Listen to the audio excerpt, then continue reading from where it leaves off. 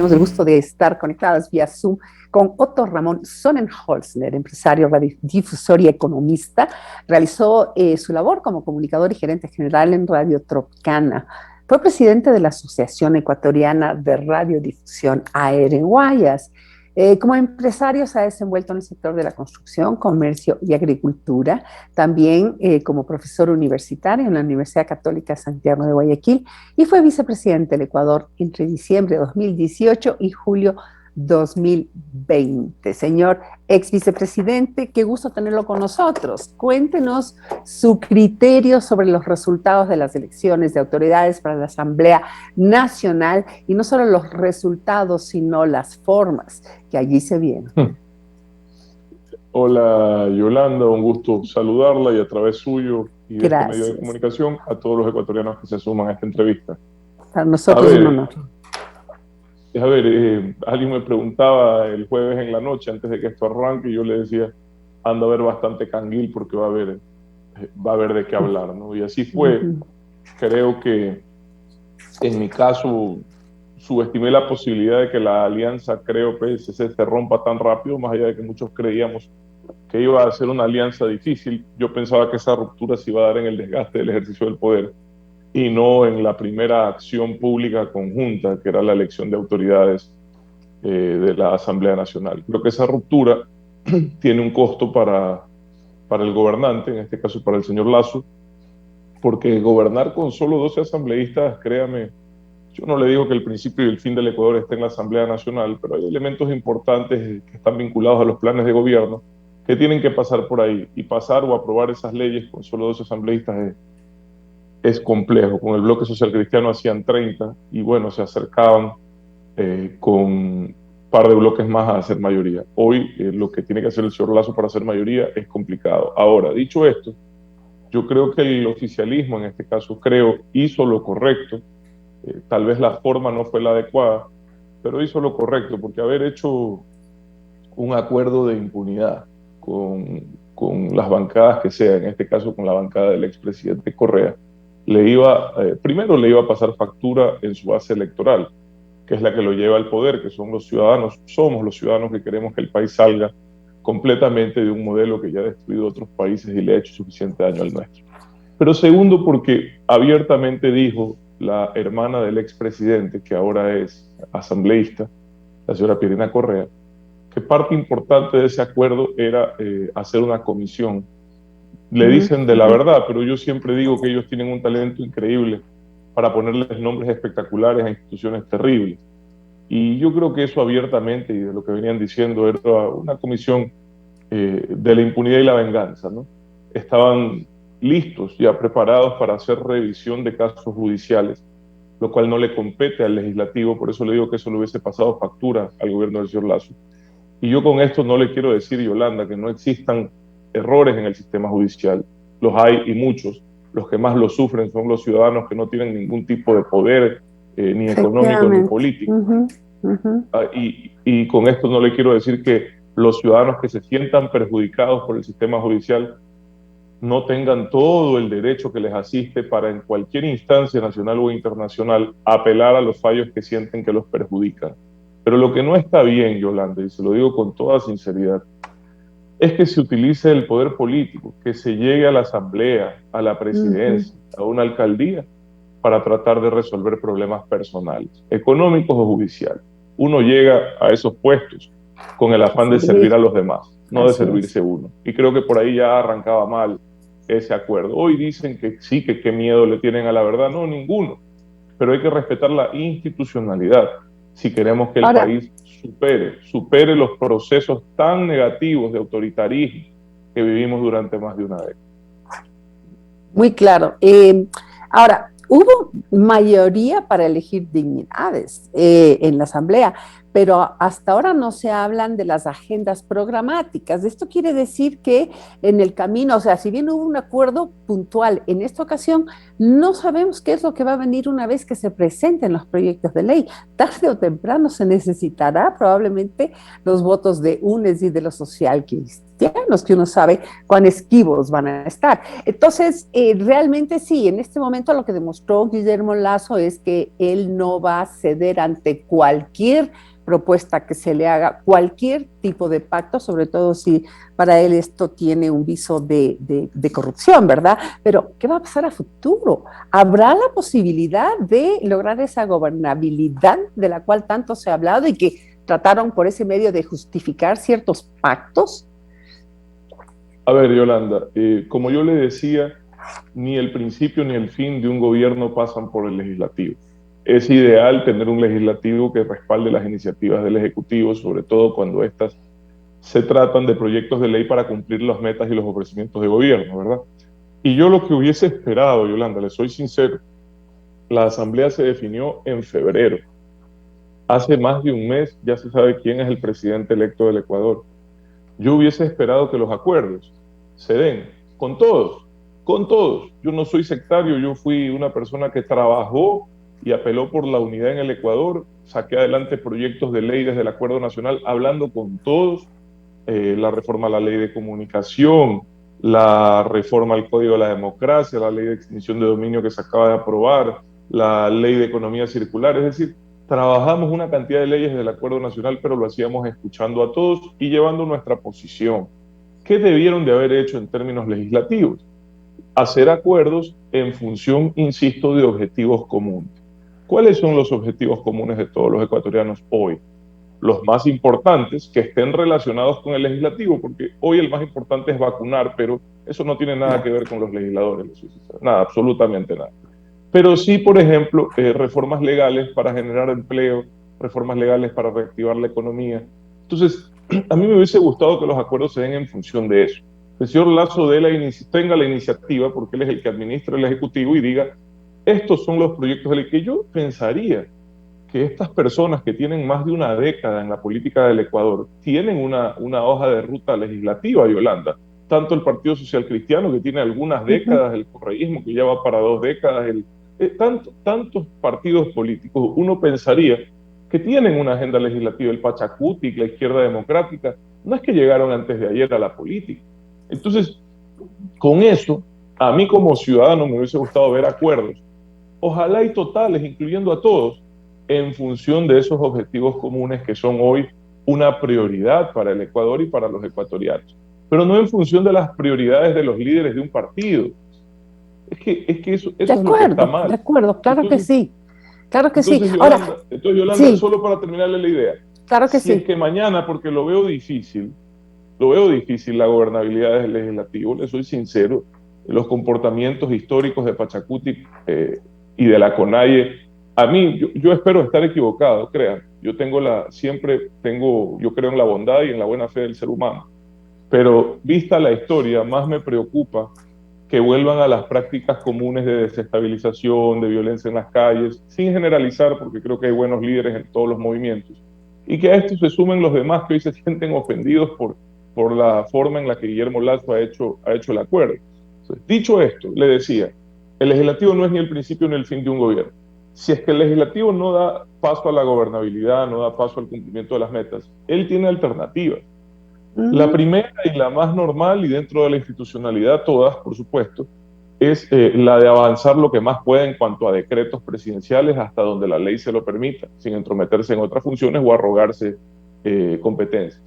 La segunda, Yolanda, ya para temas más profundos, sobre todo reformas legales, una consulta popular. Si el señor Lasso cree que su plan de gobierno, que su programa está siendo frenado, que la Asamblea se ha convertido en un obstáculo, tiene la consulta popular como herramienta. Y la tercera, y ojalá que no sea necesaria, pero esa es la más drástica, aún así sigue estando dentro la muerte cruzada, sigue estando dentro del marco constitucional. Para mí esos son los tres caminos. Ojalá ninguno sea necesario, ojalá puedan trabajar juntos en beneficio del país. Para eso los han elegido a todos, al presidente, al vicepresidente y a los 137 legisladores. Ojalá entiendan que estamos en una crisis muy profunda, mundial, no solo de nuestro país, mundial, que ha tenido secuelas muy graves para muchas personas en el mundo, incremento de niveles de pobreza. Perdóneme que le diga, ¿usted cree que entienden algo? ¿Usted cree que realmente se entiende? Cuando incluso hoy está, primero hace pacto con Social Cristiano, con UNES, que como yo le decía el otro día a la misma Pierina Correa, les afecta a ambos. Yo no veo un Pavel Muñoz, a la misma Pierina Correa, etcétera. Yo no les veía votando por el máximo líder del social cristianismo. Es contra natura, si usted lo ve. Entonces, ¿qué es lo que hay de por medio? Alguna negociación que, bueno, bastante claros y sinceros fueron los de UNES en decir, sí, queremos la Comisión de la Verdad y que se revisen los procesos. Ellos sí fueron claros, ¿no? Por el otro lado, en cambio, bueno, queremos darle, ¿cómo se llama? Gobernabilidad al país, etcétera. Ok. Pero eso por un lado. Hoy, ¿qué dice Henry Crumfley? Yo no me voy a ir a la posición del presidente, etc. O sea, estamos otra vez en el juego de niños y en estas cosas que nos distraen de los verdaderos problemas del país. Ahora, usted dijo algo muy importante, y es que no todo comienza y acaba en la legislatura. ¿Puede haber un mecanismo mediante el cual se gobierne con la ciudadanía? Usted acaba de hacer referencia a este acuerdo nacional y diálogos que llevó adelante con diferentes sectores para tratar temas de importancia para el país. ¿Eso se puede dar como una pata de la gobernabilidad? Digo, porque los legisladores tampoco legislan a espaldas de fuerte presión social. Si se logra conversar más allá de la legislatura con los ciudadanos, ¿puede eso darse? ¿Es algo factible? ¿Es real? A ver, verá, usted sabe, Yolanda, yo fui parte de un gobierno que tenía indicadores bajos de aceptación y la gobernabilidad o la estabilidad, en el caso, la parte que yo trabajaba de eso tenía que ver justamente con el diálogo, con la presencia territorial y la relación con las autoridades locales. Yo en alguna forma era un poco el que frenteaba esa situación. Yo no manejaba la relación con el legislativo, eso le competía al Ministerio de Gobierno, pero yo era el que lideraba las reuniones para llegar a consensos en materia de aprobación de leyes relacionadas con el acuerdo nacional, que era lo que me competía a mí. Y como le dije, se pasaron al menos 6 o 7 proyectos de ley, le mencioné 4, así, y le digo algo, muy probablemente esos proyectos de ley no eran al 100% de mi agrado, posiblemente si hubiese dependido solo de mí fuesen distintos, pero lo cierto es que no dependen solo de mí, así es la democracia y para eso se hacen acuerdos y se trata de, en esos proyectos de ley, plasmar la representación de la mayoría de los ecuatorianos, representada en ese momento por los legisladores que ellos escogieron. Entonces, así se trabajó, no es un proceso de un día, pero era un proceso con metas claras. Y sí le diré que nos tardamos más o menos un año en cerrar. Creo que debo de reconocer que fracasamos en el acuerdo por la seguridad social. No avanzamos nada, esa fue la única mesa que no dio resultados. El único resultado que dio fue la actualización de la información y la transparencia de la información respecto a la situación de esa institución tan importante del país. Pero ahí hay que tomar decisiones urgentes. Yo debo decirle, de las 7 mesas esa no produjo nada. Pero los acuerdos se pueden lograr trabajando con metas claras en beneficio de la ciudadanía. Yo siempre digo que las ideologías dividen y los objetivos unen. Yo siempre me enfoqué en los objetivos, de mi experiencia, Yolanda. Esa es mi experiencia. Si de algo sirve, no lo sé. Pero así se pudieron sacar adelante temas, a pesar de no tener popularidad del gobierno. Es mucho más fácil sacar adelante proyectos con un gobierno con aceptación. Voy a hacer un análisis de lo que usted dijo. Esa alianza perjudicaba, al menos en términos de capital político, a los 3 miembros, ¿verdad? Así es. Hoy Lazo conserva su capital político, es decir, el respaldo ciudadano lo conserva intacto. Perdió la alianza estratégica con el Partido Social Cristiano. Pero no por el fondo de lo que hizo, sino por la forma, porque de lo que informan los socialcristianos esperó a última hora para informar su cambio de parecer. Entonces, eso no sé si fue estrategia, si fue mal cálculo, desconozco, tendría que usted entrevistarlo al señor Lazo y a su equipo. Pero en todo caso, eso sí le deja una secuela en cuanto a una alianza con la que se pensaba iba a gobernar. Ya tenían nombrados en conjunto gobernadores, cancilleres, embajadores. Entonces sí llama la atención, Yolanda. Y efectivamente, aquí lo que más preocupa son estas contradicciones de los políticos, ¿no? Porque claro, el señor Correa se pasó toda la vida diciendo que él estaba en contra de los pactos, les decía así, los pactos desde Mocolí, que desde San Borondón se acuerda el futuro del país. Claro, y apenas tuvo la oportunidad de hacerlo o vio la necesidad de hacerlo, lo hizo. Entonces, también hay un perjuicio para él en su credibilidad. Yo insisto, yo en esto soy súper abierto y transparente. Yo he conversado siempre con todos, Yolanda, en función de objetivos claros en beneficio del país, no en función de resolver mis problemas Bueno, personales, judiciales o aquí hay dos, económicos. En ese sentido, efectivamente, por eso hoy usted justamente es llamado por los medios de comunicación para conocer sus ideas y sus criterios, y de alguna manera es un referente también del pensamiento joven y más transparente, ¿no? Aquí hay dos temas que usted ha tocado que son interesantes. Uno tiene que ver con la falta de dirección política que se dio desde Creo y desde el propio Guillermo Lasso en este periodo, ¿verdad? Preelectoral de la Asamblea. O sea, no, se oía hablar a todos, se veía cómo actuaban los diferentes bloques, menos el de Creo. Eso por un lado, y que muchos analistas lo han sacado a la luz. Y eso me preocupa a futuro, porque... Perdón, Yolanda, la interrupción. Sí, Usted dice no se vio públicamente cuál fue el accionar de ellos durante este no tiempo. hubo Fueron como dirección callados. política, una dirección política que usted dice públicamente, pero es que no se sintió la presencia de Creo mientras O era sea, muy no fuerte. hubo una vocería de ellos durante este proceso, ¿es correcto? Exactamente, no lo hubo. Incluso después de que Francisco Jiménez dijera de que se estaba cocinando, se estaba viendo la posibilidad de tener un Claro, pacto con le UNES, cayeron duro nadie encima. dijo Claro. nada. Y ahí comenzó la desconfianza de Creo. Y a partir de aquello, hasta el día de las elecciones, realmente no hubo un pronunciamiento sobre cuál era el criterio y cómo iba a actuar Creo. Ahora, a futuro, ¿qué es lo que esto puede significar? Hasta ahora los nombres que ha dado a conocer el oficialismo para conformar su gabinete son todos excelentes, no hay mayores reparos, son técnicos en lo que hacen, es gente alejada de la política, pero eso empieza a preocupar a algunos analistas que lo han puesto sobre el tapete. O sea, ¿quién va a manejar el aspecto político en donde aparentemente no hay la suficiente experiencia? O sea, no lo puede hacer Ecuador Libre, no lo pueden hacer desde la fundación que ha dicho Guillermo Lasso, que es quienes le prepararon la agenda gubernamental. ¿Qué pasa ahí? ¿Habrá un vacío? ¿Cómo llenarlo? A ver, Yolanda, si me permite un poco analizar desde el inicio su comentario respecto a la falta de vocería política por parte de Creo, coincido con la observación que usted hace, y daba la impresión que un poco le habían delegado ese rol al Partido Social Cristiano, en cuanto a que eran una alianza y eran un bloque conjunto, hasta nombre creo que tenía el bloque. Entonces, daba la impresión que eso era así, ¿no? Que el Partido Social Cristiano estaba al frente de la parte política a nivel legislativo y que Creo un poco tomaba el asiento del copiloto en esto. Esa era la impresión. Segundo, la elección de Henry Kronfeld no es casualidad. Henry Kronfeld, para quienes vivimos en Guayaquil, sabemos que tiene, bueno, primero es coideario y amigo del exalcalde de Guayaquil. Es muy cercano al señor Lasso, por razones que muchos guayaquileños conocen. Y tenía una buena relación de amistad que fue pública con Rafael Correa. Entonces, claro, Henry Kronfeld un poco representaba la unidad de ese tridente, ¿no?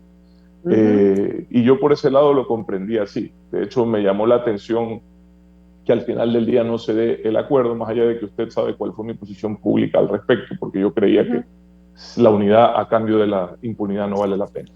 Pero eso por un lado. Por otro lado, se entendería, y al menos yo no soy parte del gobierno, pero de la información que manejo, ni del actual ni del entrante, pero la información que manejo es que el señor César Monge, que ha sido un poco el rostro político de Creo, sería el ministro de gobierno, y desde el ministerio de gobierno se administra la política del gobierno, Yolanda. Entiendo yo que César Monge ha sido el operador un poco de lo que ocurrió el viernes y el sábado en la Asamblea Nacional, así entiendo, no me consta, pues, de la información que manejo, y que él estaría desde ahí ya, una vez terminada la conformación del legislativo, dando un paso hacia el Ministerio de Gobierno.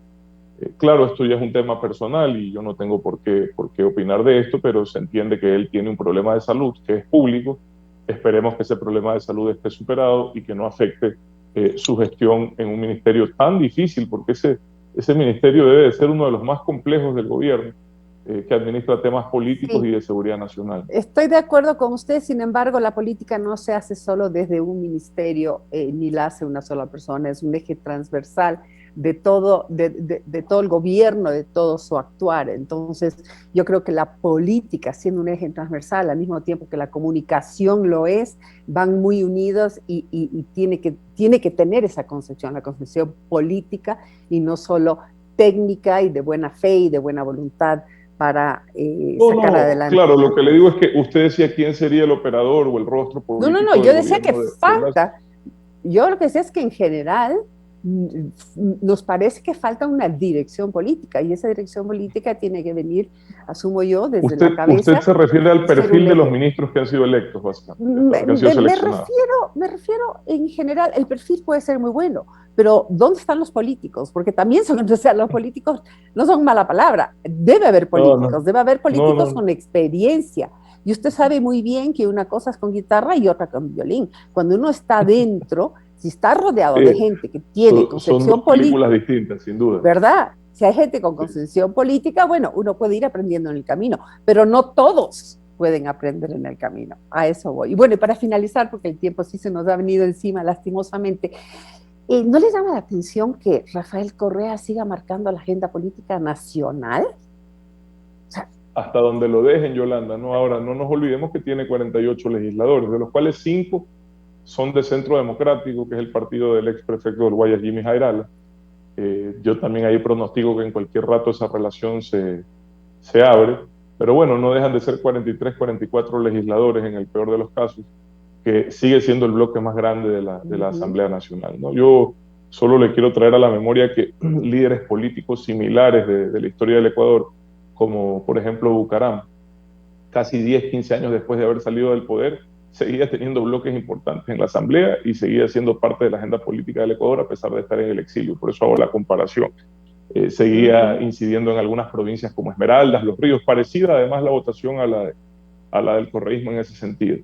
Y bueno, yo creo por mi parte que el proceso de transición hacia la democracia se ha cumplido. Yo fui y entré al gobierno sin ser coideario ni militante de los partidos que gobernaban, el partido del señor Moreno, pero entré a ayudar en ese sentido, a recuperar la libertad, a mejorar las relaciones internacionales del Ecuador, a fortalecer la institucionalidad, a transitar hacia la democracia, y salí por la misma razón, a poner mi grano de arena para que el Ecuador termine adecuadamente esa transición y no retroceda a un modelo que lo único que ha hecho es destruir no solo al Ecuador, sino a la región. Entonces, yo por ese lado tengo la satisfacción de la misión cumplida, pero le quiero decir, Yolanda, que tanto como es mucho lo que se ha logrado, es muy fácil retroceder. Cuidado, no se equivoquen, ojalá hagan las cosas bien, ojalá aprovechen la bonanza económica que se va a venir hacia finales de este año. De hecho, ya se empieza a sentir en función de la superación de la pandemia, y que esa bonanza sea en beneficio de los ecuatorianos que peor han sufrido esta grave crisis. Ojalá sí. ¿No ha sido convidado a ser parte de este gobierno? No fui visitado por el equipo de transición, tampoco participaría, le soy sincero, al menos no aspiro a ningún cargo, pero fui visitado por el equipo de transición para presentarles proyectos que yo considero importantes, que ojalá se concreten en beneficio de la ciudadanía, que tienen que ver con temas de salud, con conclusión de obras relevantes, Hospital de Durán, de Chone, de Bahía, el hospital en Muisne, el hospital en Pedernales. Sería muy interesante tenerlo nuevamente para que nos converse sobre esos proyectos. Son proyectos, como le decía, que los he transmitido y que espero los concreten en beneficio de la ciudadanía. Nada más eso ha sido mi participación. Gracias, Yolanda. Gracias a usted por acompañarnos y por esa claridad.